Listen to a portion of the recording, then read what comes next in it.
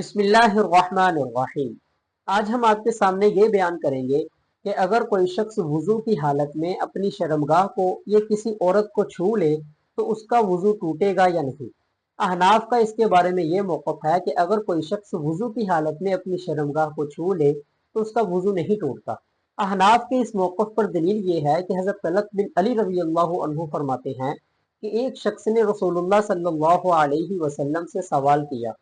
کہ اگر میں اپنی شرمگاہ کو چھو لوں یا پھر کوئی شخص نماز کی حالت میں اپنی شرمگاہ کو چھو لے تو کیا اس پر وضو لازم ہے؟ تو رسول اللہ صلی اللہ علیہ وسلم نے فرمایا نہیں، وہ تو تمہارا ہی ایک ٹکڑا ہے۔ اسی طرح ایک روایت میں آتا ہے کہ اگر کوئی شخص اپنی شرمگاہ کو چھو لیتا تو ابن عباس رضی اللہ عنہ اس کے لیے وضو کو لازم نہیں سمجھتے تھے۔ اسی طرح ایک دوسری روایت میں آتا ہے کہ حضرت علی رضی اللہ عنہ فرماتے ہیں کہ مجھے کوئی پرواہ نہیں کہ میں اپنے ناک کو چھوؤں یا اپنے کان یا اپنی شرمگاہ کو چھوؤں، یعنی کہ جس طرح ناک اور کان کو چھونے سے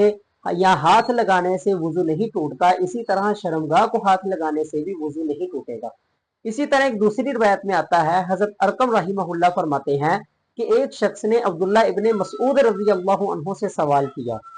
کہ میں نماز کے دوران اپنے جسم کو کھجاتا ہوں اور اسی دوران میرا اپنی شرمگاہ کو ہاتھ لگ جاتا ہے، تو ابن مسعود رضی اللہ عنہ نے فرمایا کہ وہ تو تیرے جسم کا ہی ایک ٹکڑا ہے۔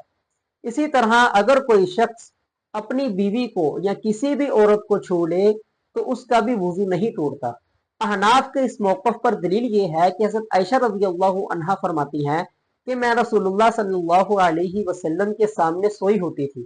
اور میرے پاؤں قبلہ کی طرف ہوتے تھے، تو جب رسول اللہ صلی اللہ علیہ وسلم سجدہ میں جاتے تو میرے پاؤں کو چھوتے تو میں اپنے پاؤں کو اکٹھا کر لیتی، اور جب رسول اللہ صلی اللہ علیہ وسلم کھڑے ہوتے تو میں اپنے پاؤں کو دوبارہ پھیلا لیتی تھی، اور یہ تب کی بات ہے کہ جب گھروں میں چراغ نہیں ہوتا تھا۔ اور اس روایت کو امام بخاری نے بھی نقل کیا ہے اور امام مسلم نے بھی نقل کیا ہے۔ اب یہاں اس حدیث مبارکہ میں یہ بیان کیا گیا کہ رسول اللہ صلی اللہ علیہ وسلم نماز کی حالت میں حضرت عائشہ رضی اللہ عنہ کے پاؤں کو ہاتھ لگا رہے ہیں۔ اور اسی طرح ایک دوسری روایت میں آتا ہے، حضرت عطا رحمہ اللہ نے حضرت عائشہ رضی اللہ عنہا سے نقل کیا ہے، حضرت عائشہ رضی اللہ عنہا فرماتی ہیں کہ رسول اللہ صلی اللہ علیہ وسلم اپنی بعض ازواج کا بوسہ لیتے پھر نماز پڑھتے لیکن وضو نہیں کرتے تھے۔